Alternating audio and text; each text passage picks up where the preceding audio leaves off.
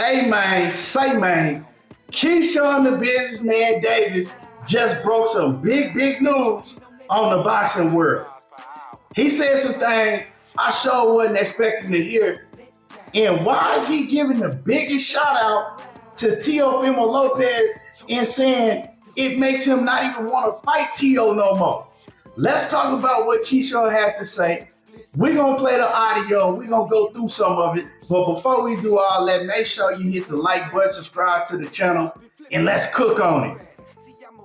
Say, man, we hadn't really heard nothing from Keyshawn since we seen the whole crash out after his brother lost and Keyshawn missed weight, and Abdullah Mason, he stole the show in Keyshawn Davis's hometown. Now, everybody was talking about how Keyshawn or supposedly had crashed out, went in the locker room and jumped Nair Albright, him and his brothers. But Keyshawn say, man, ain't nothing went down like that. But he ain't mad at dude. He said dude took the media presence to come up with a story and he ran with it. Now, personally, I believe that Keyshawn ain't put hands on that dude. A lot of people was talking about, Albright's lump on his head. But if you look at Albright when he was leaving the ring, he had that same lump on his head already. But, I wasn't in the locker room. You wasn't in the locker room. None of us was in the locker room, so we don't really know what went down. It's Keyshawn Davis's word against Nair Albright's word. But we ain't really heard Keyshawn since he did that live stream on Instagram, really, kick it and let us know what was going on with him. Last time we heard from Keyshawn, he said he was retiring. Now, ain't nobody believe that. You know what I'm saying? He just talking because he was frustrated because, Top Rank ain't giving him no work right now. So I ain't believe that. But Keyshawn just said some things, man, that I don't know. I don't know. He kept it a buck, so we got to respect it. But let's just hear some of the things that Keyshawn said about, missing weight. Did he miss weight on purpose? Was it an accident? Let's talk about that first, and then we're going to get deeper into some of the other things that he had to say. But let me play this audio for y'all real quick, and we can listen to what he had to say. Hold on. So let us start at maybe the beginning of this story. We spoke to you on Fight Week.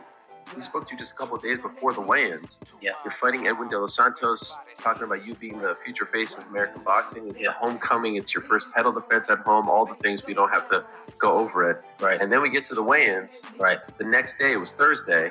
Yeah. And you missed weight by 4.3. Yeah. Let's start there. Okay. Why did you miss weight? Undisciplined for sure. Not being true to myself as well. What does that mean, not being true to yourself? Just knowing that it's probably time to move up and just knowing how my body's feeling and just trying to basically sacrifice because I got another homecoming fight and I wanted to defend my title in my hometown. So just basically took a sacrifice of just to try to make the weight again. And, it just didn't turn out that way. I was telling my team during the Baranchik fight, I told my team, I said, look, this is my last time doing this, for real. But after you win and I'm a world champ now, so it's a lot of opportunities and all that stuff. Like, man, just defend it one time, man. I'm going back home and they just make it sound real good. So I'm like, all right, do it, whatever. I'm staying active, you know what I'm saying? I don't shoot up in weight. So it's like, all right, I should be straight, you know what I'm saying? I guess that was a wrong call. Okay, and so did you know, at what point did you get the sense that this is not going to go well? I can say during fight week, honestly, I'm like, damn, this weight coming off, it's not coming off like it usually do. You know what I'm saying? And just the day of the weigh-ins, I'm trying to sit in the bath and all that stuff. The weight literally just was not coming off, and I'm skinny as hell, dehydrated and stuff. So I'm just like, man, it is what it is. Just can't get it off. Do you think that's because of decisions you made in the training camp, meaning you didn't prepare yourself for the cut properly, or was it just something about that week? No, honestly, I got a nutritionist. I had a nutritionist ever since my stomach issues. And his name is Alan, and he been with me ever since my stomach issues. So um, training camps, like as far as me eating, my eating habits and all that stuff, I have great eating habits. You know what I'm saying? I don't really play by my eating, especially now that I have no stomach issues, because it's a real thing. You know, so I was disciplined throughout the all camp, like me eating and stuff like that. And coming into fight week, me knowing that, I'm like, damn, this don't supposed to be just coming right off. Because honestly, that was the most disciplined I ever been in camp. Because I'm knowing that Baranchik weigh-ins was like kind of hard. So I'm like, all right, well, I'm definitely gonna be strict to my diet in camp this time around. Okay, so y'all heard him, right? He say he didn't do it on purpose. He said, but he kept it a buck. He said he knew the beginning of the fight week that I probably ain't gonna make this weight. The weight ain't coming off. I've been eating right. I was more disciplined this camp than I was last camp, because last camp it was so hard for me to make weight, but this time it ain't coming off. And the thing is, man, I believe Keyshawn. It was a narrative. A lot of us thought that, he just had this whole thing planned like, F it. I'm moving up to 140 anyway, so I'm not even gonna worry about making the weight, because De Los Santos, he ain't fought in like over 2 years, so he needs the bread, But he said it wasn't like that. But later on, down the line in that interview, Keyshawn did keep it a buck, and he said, he still thought that De Los Santos was going to take the fight anyway. He said, and that was me being arrogant and cocky, thinking that, oh, well, he's still going to take it anyway, because he said he had been in that position, right? And we know he was in that position with Lamos. And he said, I still took the fight, so I thought that De Los Santos was going to take the fight. He also did say that it wasn't De Los Santos who decided that he wasn't going to fight. He said it was De Los Santos' team that decided that, nah, we're not going to let you go through this. He said if it was up to De Los Santos would have still taken the fight and they would have got it popping. But he said, De Los Santos' team wasn't rocking with that. So, they told him what they told him. They didn't want him to go through it. And, that's understandable either way. Now, what really surprised me is Keyshawn later on, admit that his mental is not right now. He said that he gonna take a whole year off. So we're not gonna see Keyshawn Davis for the next year in the ring. And y'all should check out this video, the interview, because he kept it a buck. He talked about a lot. And to me, he was 1,000% transparent. You know what I'm saying? Keyshawn keep it real, and that's one of the biggest things that I like about Keyshawn. That's why I rock with him. He admitted, hey, I couldn't take it when my brother lost and everything. He said, my mental was off. He said, man, I was hurting inside. I was messed up. And you got to respect him for keeping it a buck and just letting everybody know how it is, And he said he was trying to hide it. He said he ain't even want to show up to his brother's fight, but of course, that's his brother's.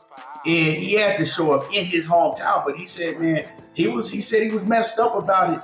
And he was trying to hide it in front of the world because he ain't want the world to see him down and out.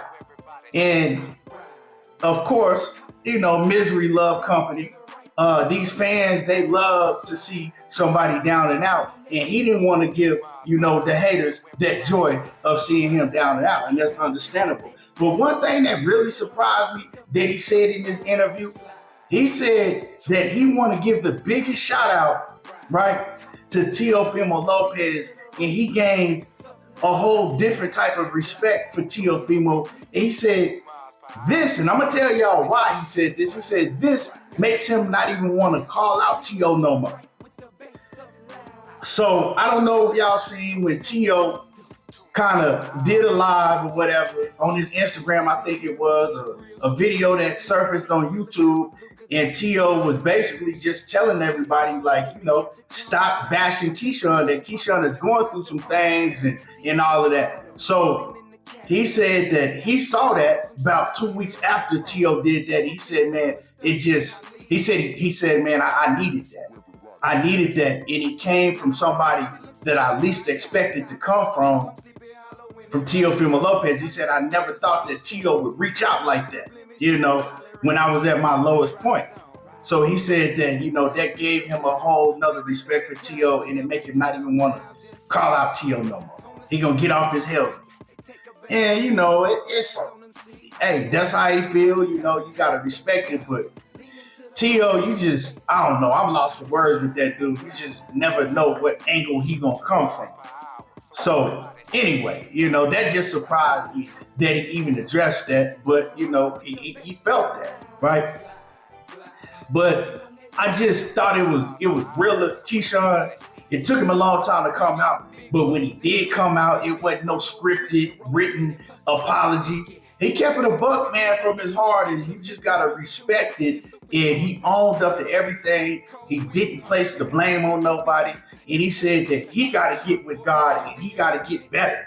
And so, in order to do that, he said he don't want nothing to do with boxing. Right? He said he ain't been to the gym, he ain't punched no bag. He just taking the whole year off to get his mind right.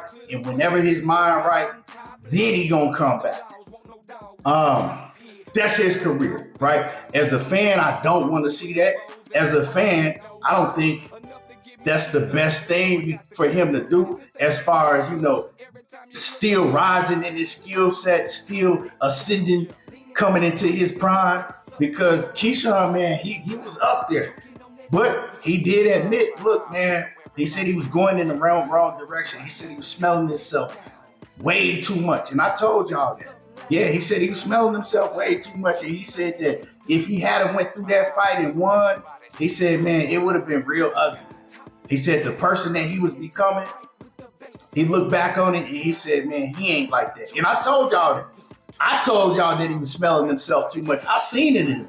You could tell in interviews. You could tell how he was going at his own partner, Shakur Stevenson. And this ain't about what he said about Shakur Stevenson, but I'm just saying, like, how he lashed out at him. He said he lashed out at Tim Bradley backstage, and he said, hey, he was just smelling himself. He said the fame and everything was getting to him. But, hey, let me know how y'all feel about this. Drop a comment in the comment section. Let me know if, y'all think that Keyshawn should take that year off. What do y'all think Keyshawn should do? And do y'all believe everything he said about not putting hands on Albright, about, just the whole thing that went down and how crushed he was about it? Drop a comment in the comment section. Make sure you hit the like button, subscribe to the channel, and y'all already know how I do. There you go, talking that boxing again, and I'm gone.